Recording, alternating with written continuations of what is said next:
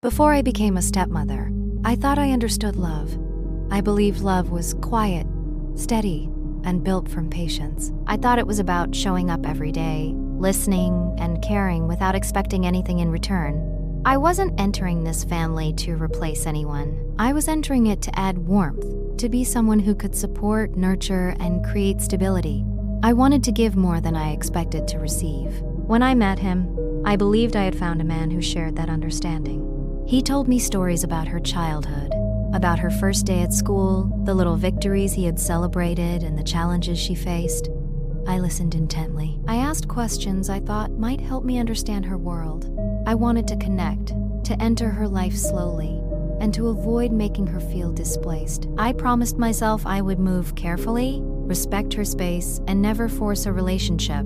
Patience, I thought, would be enough. Hope is a delicate thing. And sometimes, even when your heart is ready, the world isn't. The first time I walked into their home as part of the family, I carried more than suitcases. I carried expectations, dreams, and a promise to do right by everyone. I believed in the possibility of harmony. I believed in being seen as someone who added, not took away. I didn't know that a house full of people could make a person feel invisible. I didn't yet know how patience could feel heavy when it's unreturned. I remember standing in the hallway, looking at the rooms that would now hold my belongings. Each corner seemed to whisper, "You belong here, or maybe you don't." And for the first time, I felt that subtle tension that comes before anything is truly broken. In the days that followed, I paid attention to everything. The way she looked at me, the tone of her voice when she spoke to her father, the little pauses in conversation when I entered the room. I noticed all of it, but I didn't judge. I told myself it was normal. She was adjusting. She was a child who had lived in her own world long before I arrived. I repeated that thought to myself like a mantra. Some days, I was exhausted by my own hope. I would try to connect, only to feel a wall of silence. I would reach out with kindness, and it would be met with indifference. And yet, I persisted. I tried to remind myself that love is patient, love is quiet. Love doesn't demand. Love observes, waits, and trusts that effort eventually matters. The first night I stayed in the house, I couldn't sleep. Not because the home was strange, but because I was overthinking every interaction, every glance. I asked myself, did I do too much today? Too little? Did she notice me at all? I unpacked slowly, arranging things where I thought they would belong, hoping to leave no trace of disruption. Even in my own home, I felt careful. Even in my own life, I felt like a guest. I reminded myself again and again, patience is the bridge. Silence is respect. Consistency will be noticed eventually. I didn't know then that some people don't respond to effort in the way we expect. Some people measure kindness as permission. Some people perceive patience as weakness. But I still believed. I believed that love, when sincere, could be enough. I wanted to create memories that mattered. I wanted laughter that wasn't forced. I wanted her to see me as someone she could rely on, someone she could trust. Every morning, I would try again. I would speak gently, offer help, and engage in small conversations. Every night, I would reflect on what I could do better. I measured every word, every gesture, every smile. Sometimes, I caught fleeting moments of acknowledgement, a small nod, a quiet laugh at something I said, a glance that lingered just a second longer than usual. I clung to those moments like lifelines, but the moments were rare, and the silence between them was heavy. And yet, in that silence, it is the strength to keep trying, even when it seems invisible. As the days turned into weeks, I began to understand the weight of my own expectations. I realized that hope alone cannot change another person's heart. I could offer kindness, I could offer love. I could not demand reciprocation. And still I continued. I continued because I had chosen this path, because I believed in the possibility of family, because I was determined to show that love could be quiet, steady, and patient. That night, as I laid my head down and listened to the quiet of a home that wasn't yet fully mine, I believed I was stepping into a family. I didn't know then that I was stepping into a role I would spend years learning how to navigate, a role that would test me in ways I could not yet imagine. But for now, there was hope. Hope was enough. Hope was the beginning. After the first days in the house, I thought I understood her world. I believed that with patience, kindness, and gentle persistence, a bond could grow. I believed that small gestures, quiet attention, and steady presence would eventually earn trust. But slowly, almost imperceptibly, I began to notice the distance. Not the kind of distance that comes from arguments or harsh words. No, it was subtler than that. It was in the way she looked at me. Polite but measured, guarded. The first morning I realized it, she didn't greet me when I entered the kitchen. Not rudely, not openly, just nothing. A glance, a nod toward her father, and then back to her breakfast. I tried not to take it personally. She's adjusting, I told myself. She's a child with her own world. I must give her space. And yet, that tiny gap, that quiet withdrawal, gnawed at me. I found myself overthinking each interaction, analyzing every word, every glance, every pause. When I spoke to her, I noticed she often replied in short, clipped sentences. She wouldn't ask me questions about myself. She wouldn't invite me into her world. She seemed invisible in her own home. A glance, a nod toward her father, and then back to her breakfast. I tried not to take it personally. She's adjusting, I told myself. She's a child with her own world. I must give her space. And yet, that tiny gap, that quiet withdrawal, gnawed at me. I found myself overthinking each interaction, analyzing every word, every glance, every pause. When I spoke to her, I noticed she often replied in short, clipped sentences. She wouldn't ask me questions about myself. She wouldn't invite me into her world. She seemed invisible in her own home. I tried small gestures. I asked about her day at school. I offered to help with homework. I prepared her favorite snacks. I smiled, hoping for some warmth in return. Sometimes I would get a tiny acknowledgement, a fleeting glance, a brief thank you, and I would cling to it. Those moments were fragile, but they were enough to make me believe connection was possible. Other times, there was nothing at all, a wall of silence that left me feeling out of place in the very home I had hoped to belong to. I began to realize that patience alone might not be enough. Effort alone might not bridge this gap. I wondered if she would ever let me in, yet I refused to show frustration. I convinced myself that any anger or tension would only push her further away. So I stayed calm, gentle, careful. I became aware of every word I spoke, every gesture I made. I started to shrink myself in subtle ways, softening my voice, lowering my expectations, and hiding my frustration. I didn't see it then as losing myself. I told myself it was compromise, a necessary part of building a relationship. I watched her interact with her father. Their private jokes, shared smiles, and easy laughter reminded me that I was an outsider in moments when closeness was natural. I felt a quiet ache in my chest. I began to question everything. Did I say the wrong thing? Did I make a gesture she didn't like? Was I overstepping in ways I didn't notice? But every time I searched for answers, I found nothing concrete. No event, no word, no action could explain the invisible wall between us. I started keeping my distance in subtle ways too. Not out of resentment, but as a way to protect myself. I became observant rather than participative, careful rather than expressive. I didn't want conflict. I didn't want resentment. I just wanted to be seen and to matter in her life. But I began to realize that perhaps being seen is not always in our control. Some people do not allow others into their world, no matter how sincere the effort. Every day, I tried again. Every day, I reminded myself to be patient, to be kind, to be present. Every day, I measured my voice, my tone, my presence. And slowly, I began to feel the weight of invisibility. It's not the kind of pain that shouts. It's quiet.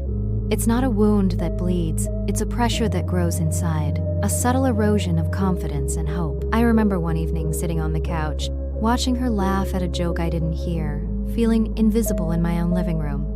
I realized then that love is not always returned in the way you hope. That kindness is not always recognized. That effort does not guarantee connection, and yet I persisted. Because stepping away would have been admitting defeat, and I wasn't ready to give up. Not yet. I began keeping a mental record of small moments. When she smiled at a pet, when she lingered over a book I suggested, when her father mentioned me in a story. Those moments were rare, but they were enough to remind me that connection was possible, even if slow, even if fragile. But I also started to understand the emotional cost of this patience. I was constantly monitoring myself, constantly measuring my presence, constantly questioning if I was too much or too little. I felt the quiet erosion of my own identity, a danger I didn't fully recognize at the time. Yet, in the midst of all this distance, I held on to hope. Hope that, with time, effort, and care, walls could come down. Hope that she would see me not as an intruder, but as someone who wanted to be part of her life. And so, I continued, day after day, careful, patient, and quietly determined, stepping lightly, speaking softly, living cautiously in a home that was meant to be shared, but where I often felt alone. By the third week, I realized that patience alone was not enough. The distance I felt with her was no longer subtle. It had a shape that made me question myself, my actions, and even my worth. I tried everything I knew to connect. Small conversations, shared meals, gentle gestures, and yet something in her behavior made it clear. I was being observed, measured, and judged. It started with small comments I overheard between her and her father. Innocent-sounding words, but with a tone that left me uneasy. I couldn't tell if it was playful or calculated, protective or exclusionary. I began to notice that stories were being told about me when I wasn't there. Things I didn't say were repeated as if I had. Gestures I never made were described as if I had done them. The worst part was realizing I couldn't defend myself without appearing defensive. Every attempt to explain, clarify, or correct was either dismissed or misinterpreted. I started keeping track of interactions in my head, trying to understand where I had gone wrong. Was I too eager? Too quiet? Too patient? Every answer seemed to change depending on the day, the mood, or the angle of a glance. I began to feel like I was living under constant surveillance.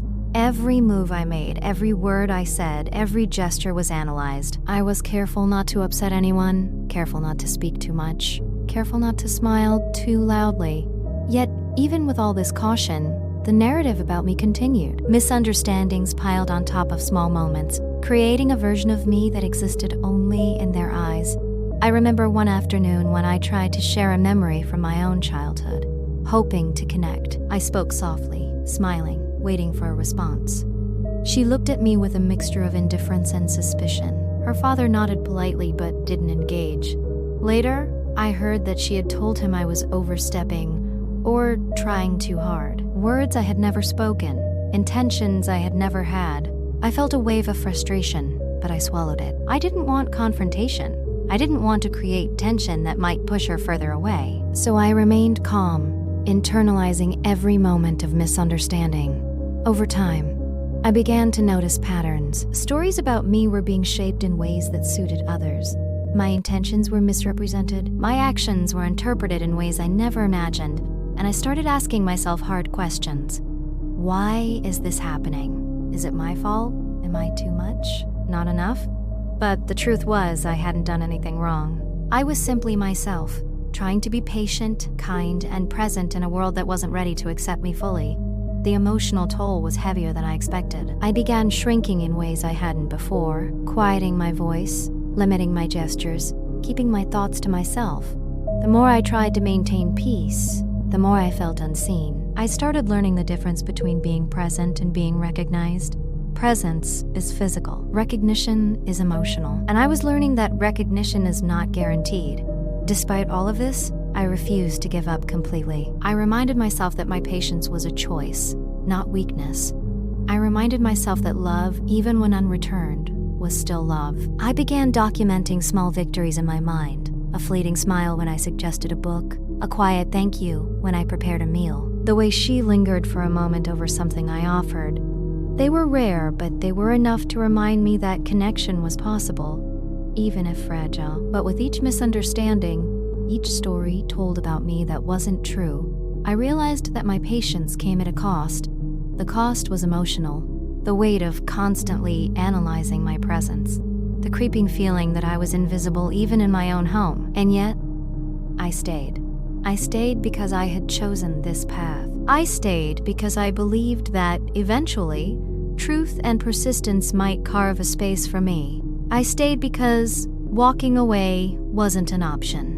Not yet. By the end of the third week, I understood something critical. Love alone doesn't guarantee understanding. Patience alone doesn't ensure acceptance. Effort alone cannot change perceptions. And yet, I was learning to navigate this world carefully, quietly, and with a determination that I hadn't known I possessed. This was the beginning of being misunderstood.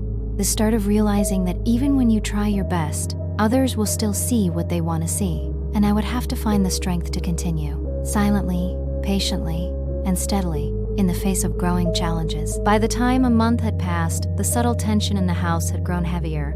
It wasn't a loud, explosive conflict, nothing you would call a fight. It was quieter than that, more insidious. It was in the pauses of conversation, the way her eyes would dart away when I spoke, the small exchanges between her and her father that I wasn't part of. I tried to reassure myself. This is just adjustment, I thought. She's just testing boundaries. It'll pass. But deep down, I felt the first seeds of emotional isolation taking root. Meals were quiet, conversations were measured. Laughter felt rehearsed when I joined. I found myself walking lightly around the house, careful not to disrupt the rhythm that was already established.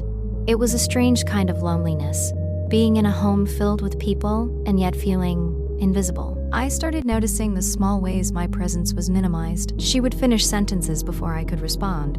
She would change topics when I entered the room. She would retreat to her own space, leaving me feeling like an intruder in what was supposed to be shared life. And I didn't say anything. I didn't want to cause conflict. I didn't want to be labeled as overreacting so I stayed quiet, watching from the sidelines, smiling politely, speaking softly, and measuring every action. Slowly, I began to shrink myself in ways I didn't fully recognize at first. I softened my voice, limited my gestures, and even curtailed my emotions, hiding frustration, sadness, and hope in equal measure. I kept a careful journal in my head, tracking every small interaction, analyzing every word, every glance. I asked myself, did I say something wrong? Am I too much? Not enough? Yet no matter how careful I was, the feeling of being on the outside persisted. It was a quiet ache, a pressure that built in my chest without words or explanations. I remember one evening sitting alone on the couch, listening to the hum of the refrigerator, the quiet whispers of a house that felt both familiar and alien. I wondered how it could be possible to feel so unwelcome without anyone ever raising their voice. I began to understand the subtle dynamics at play. Being part of a blended family was not just about love or effort. It was about timing, perception, and the unseen emotional alliances that had already been formed. I realized that I was constantly being measured, and that no effort on my part could rewrite the past or force acceptance. I felt the first stirrings of self-doubt creeping in, whispering that perhaps I wasn't enough, that maybe this role was too big, that maybe I didn't belong. But even in that loneliness, I held on to hope. Hope that over time, patience would bear fruit. Hope that small gestures could slowly bridge the gap. Hope that one day, recognition and connection might arrive.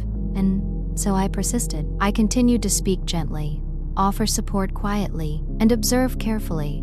I reminded myself that every small acknowledgement mattered, even if fleeting. There were moments, rare, precious moments, when she would look at me with something like curiosity or interest, when she laughed at a joke I made, even quietly, when she lingered over a book I had suggested. Those moments were enough to keep me going, like a single flame in a room of shadows. But the emotional strain was growing. Nights became long as I lay awake thinking about what I could do differently, what I could say, how I could create a sense of belonging. I felt the first real ache of loneliness in a place that should have been home. I began to question myself, my choices, and my own sense of identity. Was I too much? Not enough? Was my kindness being misread? And yet, I refused to give up. I refused to leave even when the cost was emotional. Slowly, I learned to navigate this delicate balance, showing up without overstepping, caring without being overbearing, loving without expecting in return. By the end of the month, I had learned something painful but important. A house is not always a home. Safety is not always given, even in spaces where you belong. And love, no matter how sincere, is not always reciprocated in the way you hope. But I stayed. I stayed because I had chosen this life. I stayed because hope was still alive. I stayed because I believed, in some small way, that persistence, patience, and quiet strength might one day carve a place for me in the hearts around me. And in that quiet, lonely house, I began to understand the true meaning of resilience. By the 5th week, the quiet tension in the house had become a weight I carried everywhere I went. The subtle distance, the small misunderstandings, the invisible walls, They were no longer just observations. They had begun to erode something deep inside me. I felt tired, not just physically, but in a way that touched my very soul. Every morning I woke with a small knot of anxiety in my chest. Every night I lay awake replaying every interaction, wondering if I had said too much, too little, or in the wrong way. There were days I didn't recognize myself. The woman who had entered the house full of hope and patience now felt like a shadow, a quiet observer of her own life. I realized then that this wasn't just about being misunderstood. It was about losing touch with the person I had always been. My efforts, my patience, my kindness, all seemed invisible. I began to question my own worth. Was I enough? Did I belong? Did my presence matter at all? I remember one afternoon, sitting alone in the kitchen, stirring a cup of tea I barely drank. She walked past, her eyes avoiding mine, her smile reserved only for her father. The sight of her ignoring me felt like a physical blow, and I realized painfully that this was not temporary. This was not something that could be fixed by one conversation, one gesture, or one night. I began to feel the first true weight of emotional exhaustion. The small victories I had clung to, a smile, a laugh, a fleeting acknowledgement, seemed fewer and farther between. I started doubting my own perceptions. Was I imagining the coldness, the indifference, or was it real? Every attempt to reach out seemed to stretch the distance further. Every gesture of care was either ignored or misinterpreted. And yet, walking away was not an option. I began shrinking myself even more. My voice softened. My presence became quieter. I stopped offering unsolicited help. I stopped sharing stories from my life. I began to measure even my smiles, fearing they might be unwelcome. The emotional strain became a constant companion. Even simple tasks felt heavier. Preparing a meal, tidying the house, even making conversation. Every action felt calculated, as if I were trying to survive rather than live. I remember nights when I would cry silently in my bedroom, letting the tears fall without a sound, not out of despair for what was happening, but for what it was doing to me. I mourned the woman I had been before this life began, the confident, hopeful, patient woman who believed love could bridge all gaps. I reminded myself that this was not failure, it was survival. It was learning how to navigate a world that wasn't ready to accept me fully. Slowly, I began to develop a new kind of strength, quiet, unassuming, and patient. A strength born from endurance, from the necessity of showing up even when unseen, from maintaining hope even when it felt foolish. I began to find small ways to care for myself amidst the strain, journaling my thoughts, speaking to a trusted friend in confidence, taking quiet moments to breathe and reflect. These small acts became lifelines, a reminder that I still existed outside of their perception. By the end of the 5th week, I had learned a painful but important lesson that love, patience, and kindness are not always returned in the way you hope.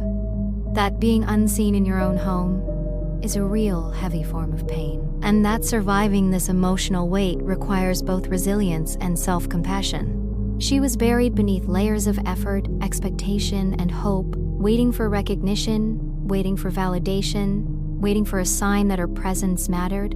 And in that realization, I found the resolve to continue, quietly, carefully, and with determination. Because walking away was not an option. Because I was learning how to survive, and survive meant continuing to show up even in the face of deep emotional strain. This was the beginning of my inner journey, a journey of survival, resilience, and learning to protect the woman I was, even in a house that often refused to see her. I realized that trying to explain myself had become futile. Every word I said, every gesture I made, seemed to be twisted into something else. Misunderstandings multiplied, and my efforts to clarify only deepened the distance. I began to understand a painful truth. Sometimes it is not about being right. Sometimes being right does not matter. Sometimes words cannot bridge a gap that others have chosen to build. And so, I made a quiet decision. I would stop explaining. I would stop defending myself. I would stop chasing approval that would never come. Instead, I would observe. I would watch, listen, and take note. I would let my patience and quiet presence speak louder than words ever could. It was a shift from engagement to observation, from effort to understanding, from hoping for validation to quietly claiming my own strength. At first, it felt strange. Silence had never been my comfort. I had always believed that words could heal, explain, and connect.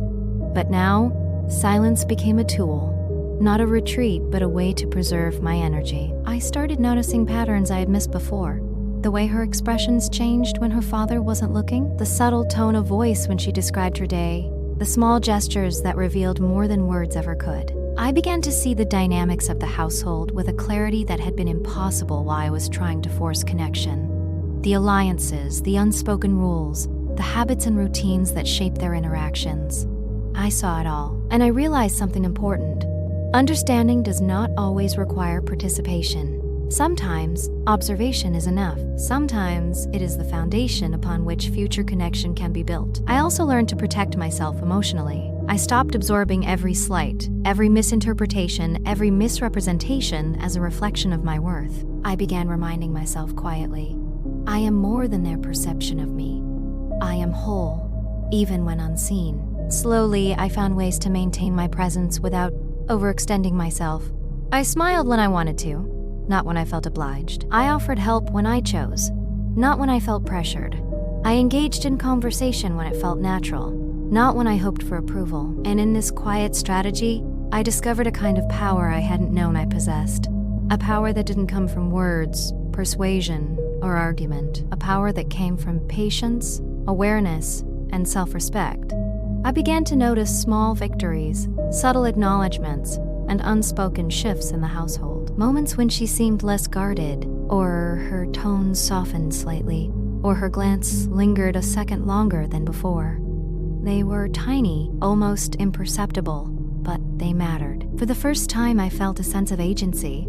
Not because I could control others, I never could, but because I could control myself, my reactions, and my choices. I also began to write quietly, in my mind, and in private notes, reflecting on each day. Journaling became a lifeline, a way to process emotions, to release tension, and to understand the patterns around me. And through this process, I began to see the long game. The story of this household, of this family, was not mine to rush. Connection, understanding, and acceptance would come in their own time, if at all.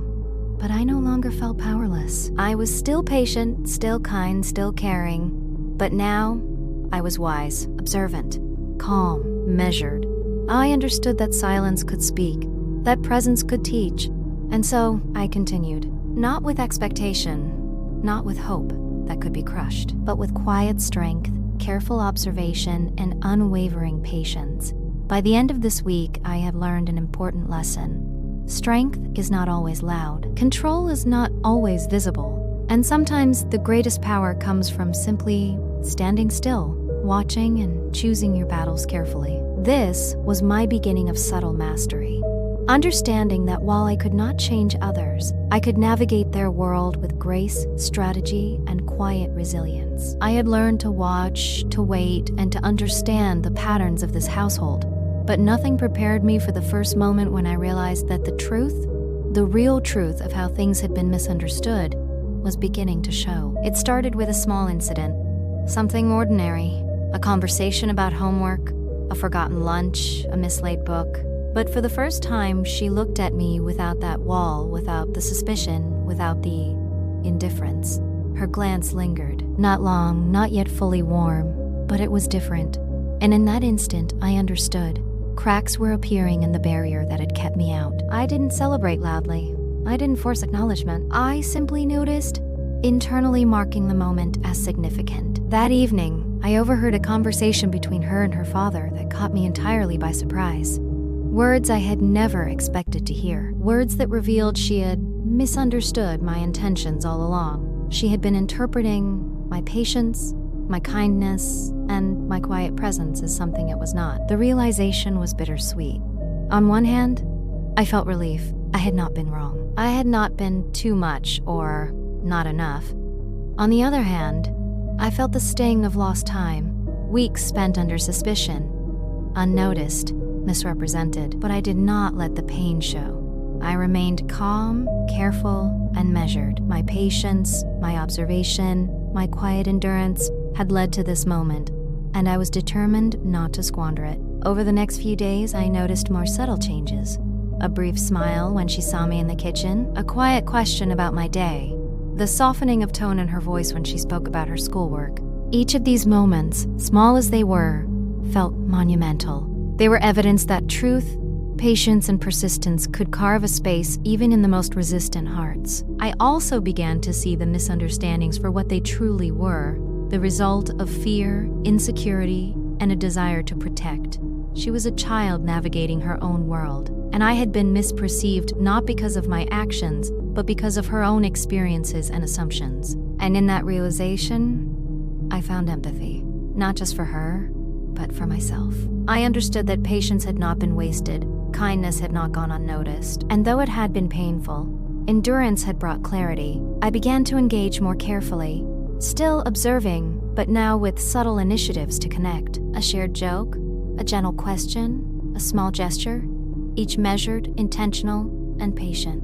Slowly, the atmosphere began to shift. Walls softened, distance lessened, tension eased, and in the quiet moments, I realized that the household was beginning to accept me, not because I demanded it, but because I had remained consistent, calm, and true to myself. The most profound moment came one evening when she lingered in the living room while I was reading. She asked me about my own childhood, my dreams, my thoughts, a simple question, but it carried with it a recognition I had longed for. She was finally inviting me into her world, rather than me always stepping into hers.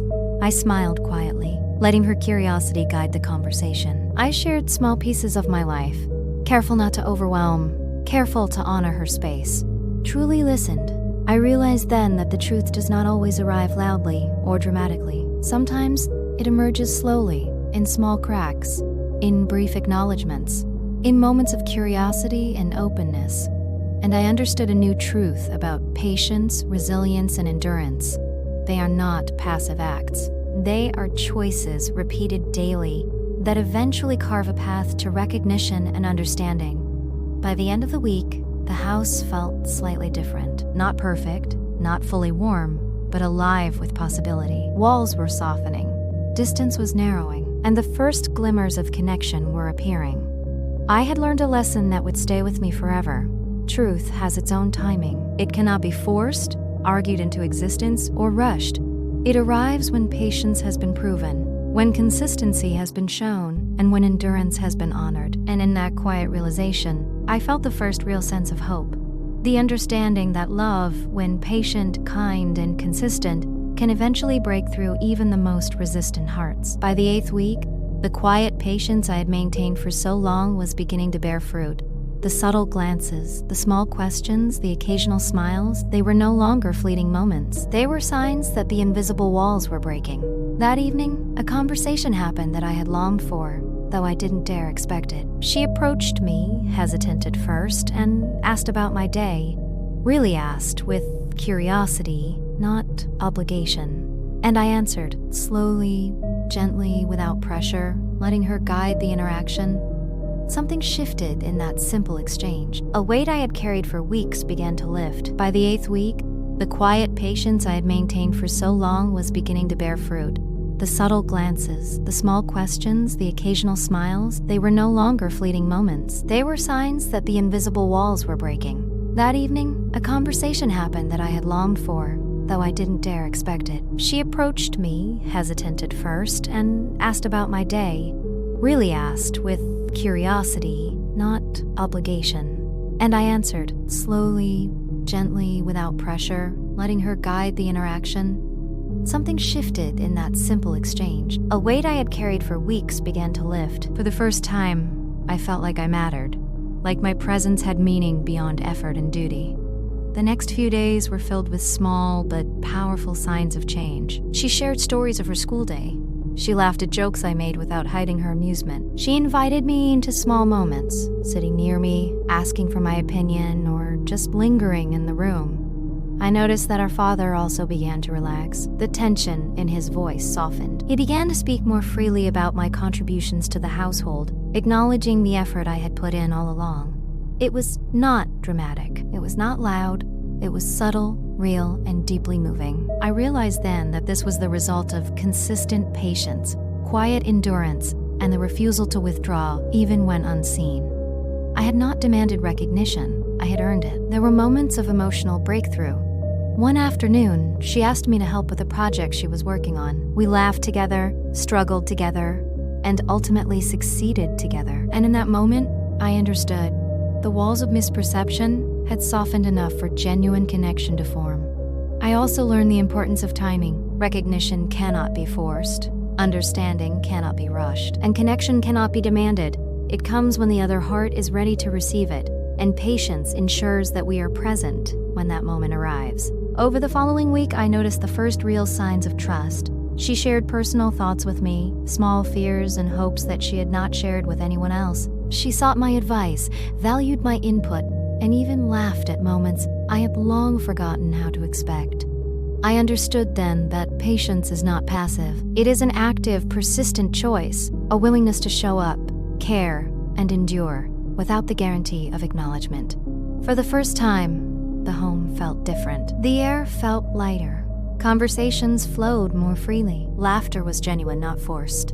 And I could feel a subtle warmth where once there had been walls. I also reflected on what I had learned about myself. Strength does not always announce itself. Resilience is often quiet. And the most profound victories are often unseen by others, yet deeply felt by ourselves. In this week of small miracles, I realized that the woman I had almost lost, the one buried under weeks of misunderstanding, tension, and invisibility, had survived. She had endured, observed, and remained steadfast. And now, slowly, she was being seen, recognized, and finally understood. I allowed myself a moment of quiet gratitude. Gratitude for patience, for resilience, for the ability to continue even when invisible. Gratitude for the small victories that had led to real change. Gratitude for the quiet acknowledgement that my presence mattered, not because I demanded it, but because I had proven myself through unwavering consistency. By the end of this week, everything had changed. The subtle tension, the distance, and the invisible walls were still there, but they no longer defined the household. Connection was possible. Understanding was emerging, and the long journey of trust had begun to bear fruit. I realized then that change does not always come suddenly. It comes quietly, through persistence, patience, and a refusal to surrender even when circumstances seem unfair. And sometimes, the greatest victories are the ones we achieve not through confrontation, but through endurance, presence, and quiet strength. The house had begun to feel different, not because everything was perfect, but because the energy had shifted. The distance that had been so heavy, so suffocating, had softened. The invisible walls that had seemed impenetrable were now fragile and porous. I noticed it in small ways first. She asked me questions without hesitation. She laughed freely in my presence. She even included me in moments I would previously have been excluded from. Her father's demeanor also changed. There was less tension in his voice, fewer pauses, and a subtle acknowledgement of the effort I had put in. He began sharing small responsibilities and decisions with me, trusting me in ways he hadn't before. And in these small shifts, I felt the quiet power of patience, the power of being steadfast, consistent, and true to oneself, even when misunderstood. I reflected on the weeks of tension, misunderstanding, and emotional strain. I remembered the quiet pain of invisibility, the exhaustion of constant observation, the subtle misrepresentation of my intentions, and I realized that every moment of endurance had led to this. I thought about the woman I had almost lost, the one who had doubted herself, questioned her worth, and felt unseen.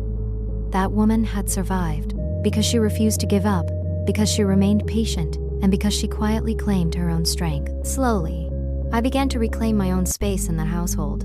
I no longer measured every word or action with anxiety. I still observed, still remained patient, but now I acted from a place of confidence rather than fear. I began to notice the small joys of family life that had once felt inaccessible. Shared meals without tension, laughter that was genuine, not forced. Moments of quiet companionship that felt effortless. And in these moments, I realized something profound. Connection cannot be forced. It cannot be demanded, explained into existence, or argued for. It grows quietly, nurtured by patience, endurance, and the refusal to give up. I also began to understand the lessons of resilience. True strength is not loud. True control is not visible. True influence is often subtle, measured, and patient. She began to seek my advice more openly, trust my guidance and even share her fears with me. And with that trust came a subtle bond, a bond that had been built not in a day, but through weeks of consistent, quiet care. I reflected on the emotional journey we had both undergone. The misunderstandings, the walls, the distance, all of it had been painful. But it had also been a teacher. It had taught me patience, observation, and the quiet power of endurance. By the end of this week, I realized that the house had changed, not just because she had begun to trust me, but because I had learned to navigate the emotional landscape with grace and strength.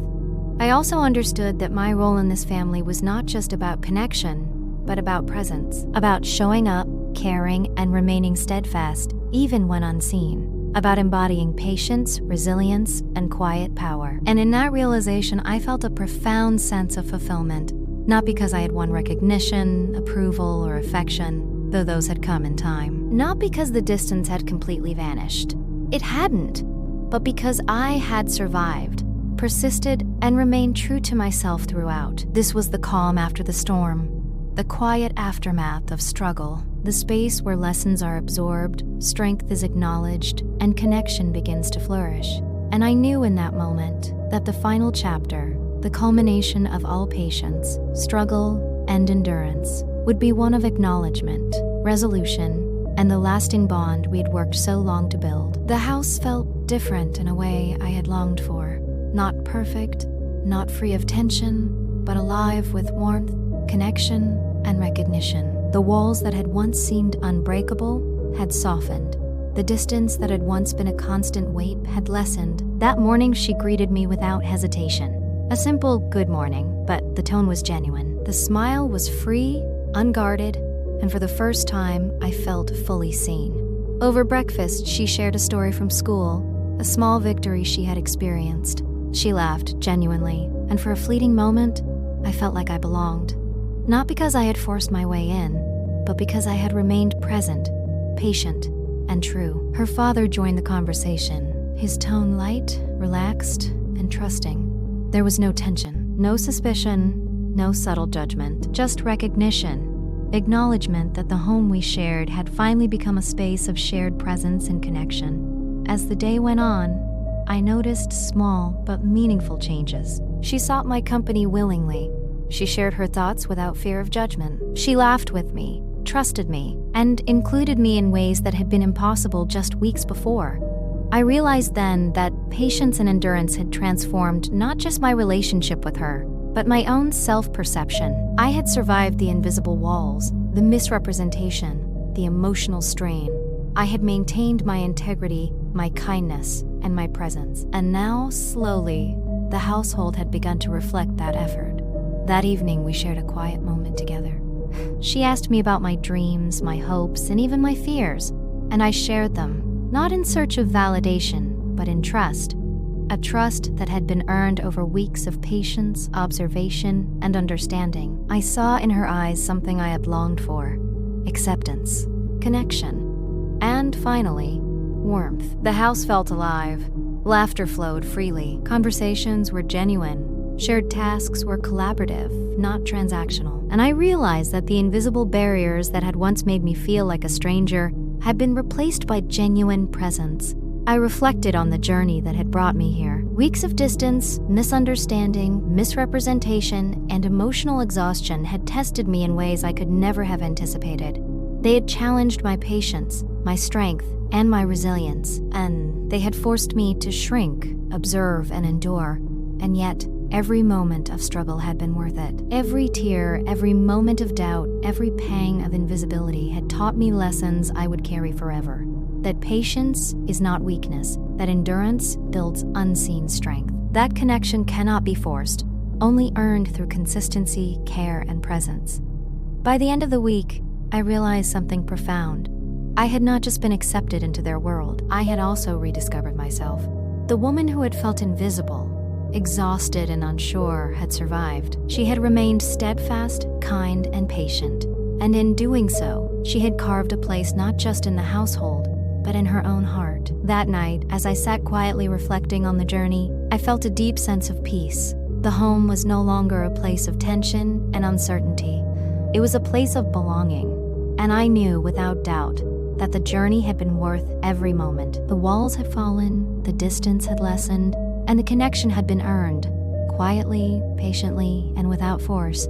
I realized that life often tests us in ways that feel unfair, painful, and exhausting. But it also teaches us that endurance, integrity, and kindness, even when unseen, create the foundation for true recognition, trust, and connection. And in that moment, I understood fully. I had not just survived. I had become stronger, wiser, and more resilient. I had earned my place, my voice, and my belonging. And the woman I had been, the woman I had feared I had lost, was fully present, recognized, appreciated, and finally at home.